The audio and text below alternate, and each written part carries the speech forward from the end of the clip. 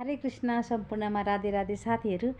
मैले होइन एउटा कुरा देखाउँदैछु कि होइन, पानको पात ल्याउँथेँ म होइन पूजा गर्नलाई सधैँभरि, सानै पर्थ्यो क्या।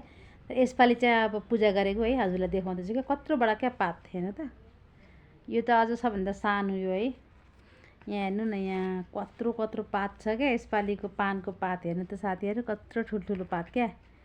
मैले यत्रो पात चाहिँ मतलब हतपत्ती ल्याएको थिइनँ क्या, एकदम ठुलो। हेर्नु त पानको पात पूजा गर्नलाई, तुलसी मैयाको पूजा गर्न ल्याएको साथी। कस्तो राम्रो पात, हेर्नु न पानको पात। इस दामी दामी पानको पात। यहाँ चाहिँ धेरै पाउँछ नि त कर्नाटकमा पानको पात होइन साथीहरू। अनि तर यो चाहिँ मैले एकदम ठुल्ठुलो पाएँ कि आज, त्यही भएर भिडियो बनाउनु मन लागेको साथीहरू। अब पूजा गरिहाल्यो, अब यसलाई खान सक्दिनँ, बानी छैन है, घरमा कसले नि खाँदैन पात। अब यसलाई सुकाएर अनि यत्तिकै गमलामा राखिन्छ, फ्यालिन्छ साथी, के गर्नु।